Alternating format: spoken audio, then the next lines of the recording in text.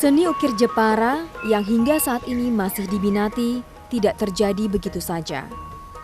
Banyak pihak yang telah turut serta hingga seni warisan leluhur ini bisa tetap lestari dan berkembang hingga sekarang. Salah satu ukiran khas Jepara yang memiliki makna mendalam adalah macan kurung. Ukiran ini dibuat dari satu balok kayu utuh tanpa sambungan dan perekat. Figur macan kurung ini berupa seekor macan yang terkurung dalam sebuah sangkar yang terikat pada sebuah rantai. Macan kurung muncul pada saat Nusantara masih di bawah jajahan pemerintahan kolonial Belanda dan adat istiadat budaya feodal. Karya seni ini merupakan ekspresi simbolis perlawanan para perajin ukir atas tekanan hidup yang dirasakan saat itu. Macan kurung merupakan ukiran yang syarat dengan pesan dan nilai.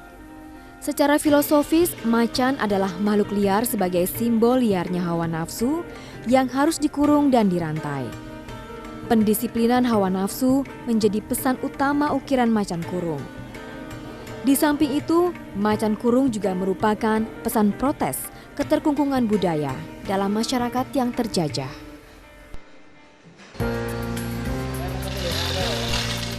Namun kian hari, kondisi seni ukir Jepara semakin menghadapi banyak tantangan. Salah satunya adalah semakin sulitnya mendapatkan bahan baku kayu jati yang baik. Bila dulu produksi kayu jati yang berasal dari Pulau Jawa sudah cukup untuk memenuhi kebutuhan di Jepara. Namun seiring terus meningkatnya minat seni ukir Jepara yang secara langsung ikut meningkatkan permintaan kayu jati.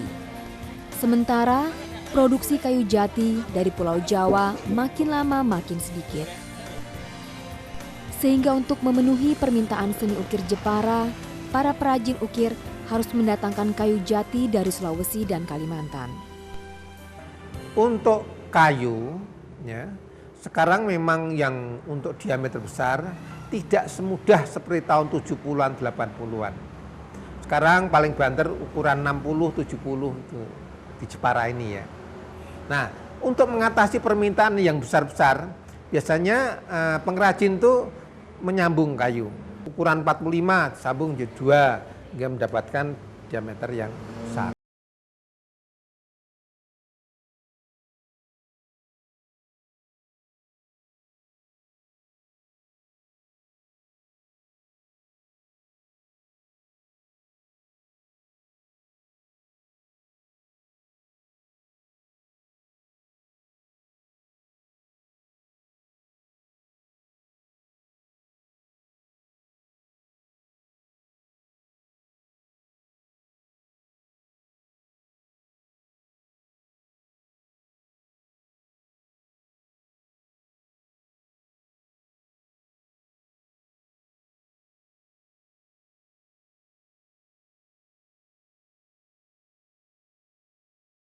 Terus terang jujur saja mengalami kemunduran dengan adanya teknologi tinggi di tengah-tengah perkembangan peradaban ini. Dengan adanya misalnya permainan HP dan sebagainya itu membuat anak-anak muda itu terbius kurang konsentrasi pada kerajinan atau pekerjaan-pekerjaan yang dianggap berat. Buat relief termasuk pekerjaan berat, buat patung termasuk pekerjaan berat. Mereka lebih senang kalau tadi itu. Ini membius konsentrasi belajar juga kurang, guru-gurunya juga mengeluh. Tidak seperti pada waktu saya mengajar tahun 70-an, 80-an itu anak tekun sekali.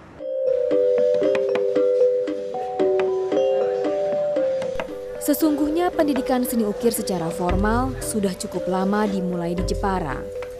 Menyadari potensi yang sangat besar di bidang seni ukir, pahlawan nasional asal Jepara, Raden Ajeng Kartini, menjadi tokoh di balik berdirinya Open Bar Ahmbak School, sekolah pertama yang merupakan sekolah teknik pertukangan pertama yang didirikan tahun 1229.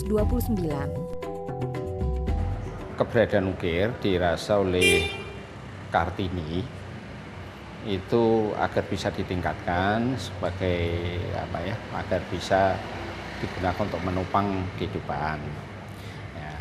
Oleh karena itu RK Kartini mendirikan Open Bar Ambar School yang didirikan pada tahun 1929.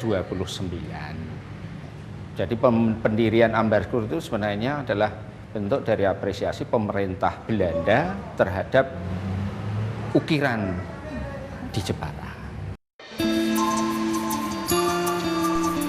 Meski Open Bar Ambak School telah berubah nama beberapa kali dan kini bernama SMP Negeri 6 Jepara, karya ukir peninggalan siswa sejak sekolah ini pertama kali berdiri masih lengkap tersimpan. Pemerintah daerah Jepara pun melalui sekolah SMP Negeri 6 merenovasi bangunan gudang tempat menyimpan karya siswa menjadi museum mini Open Bar Ambak School. Ini sebenarnya museum ini itu sudah lama sebenarnya kan, sudah lama. Ini merupakan bangunan cagar budaya. Kemudian pada saat itu karena memang belum ada dana, maka karya-karya ini itu masih tersimpan. Banyak debunya, pokoknya masih berserakan. Kemudian suatu saat Bapak Wakil Bupati, Bapak Dr. Subroto itu sebagai pelestari seni ukir di Kabupaten Jepara beserta Kabag Humas Pak Hadi Prianto MM itu mengunjungi ini. Kemudian setelah melihat, wah ini memiliki nilai yang luar biasa tingginya, tetapi kok masih disimpan berantakan seperti ini. Kemudian kami tata sedemikian rupa sehingga seperti ini. Nah, awalnya dulu berserakan ini. Nah, seperti ini kan sudah bisa kita lihat, sudah ya bisa dikatakan layak lah, yang cukup layak melihat kondisi ruangannya yang sempit ini.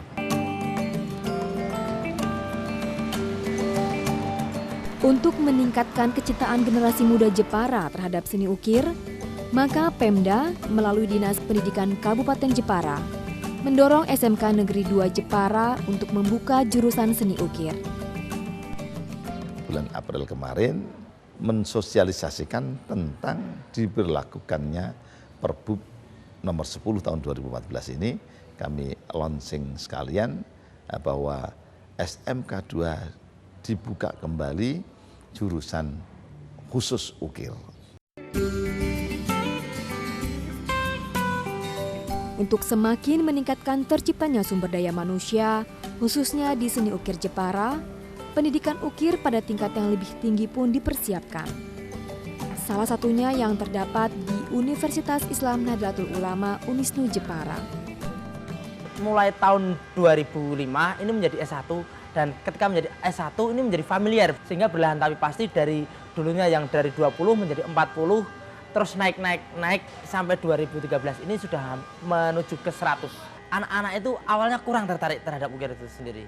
Ketika mulai dekat dengan ini maka mereka justru mulai mendalaminya dan mulai mencintainya sehingga mereka yang dulunya di sini belajar ketika semester 8, semester 9 mereka justru mengajari tetangganya untuk kembali giat dalam ukir karena ternyata masih ukir ini di Jepara masih profit sehingga tidak dapat dipungkiri karena ketertarikan tanpa ada iming-iming yang namanya untuk makan dan untuk usaha maka ini tidak akan terjadi. Maka ketika mereka mampu menghasilkan maka ini menjadi ketertarikan kembali.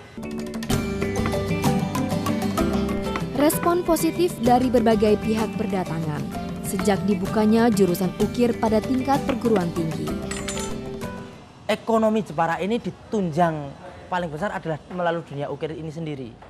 Maka kampus ini sedikit melenceng bahwa dapat dukungan dari Kadin, dari Asmindo dan lain sebagainya agar kampus ini yang dulunya kecil menjadi besar dan kuat. Karena mereka para industri ukir dan asosiasi dagang ini merasakan dengan adanya sekolah ini maka mereka terbantu oleh SDM yang meningkat pesat. Tingginya kebutuhan tenaga ahli di bidang ukir membuat para mahasiswa sudah terserap di industri, bahkan sebelum mereka lulus. Beragam alasan diungkapkan oleh para mahasiswa yang memilih untuk mendalami seni ukir. Namun mereka memiliki kesadaran yang sama, yaitu keinginan melestarikan seni ukir Jepara. Mungkin karena di Jepara ini kan terkenal terkenal dengan ukirannya. Jadi saya lebih memilih ke desain produk karena ingin melestarikan budaya di Jepara. Di jurusan ini saya bisa mengembangkan pola pikir untuk mengembangkan suatu karya, yaitu di salah satunya ini ukiran bisa membantu mengembangkan dan memajukan Jepara. Pemda Jepara pun berharap dengan dukungan dari pemerintah dan segenap lapisan masyarakat di Jepara terus melestarikan seni ukir yang menjadi kebanggaan kotanya.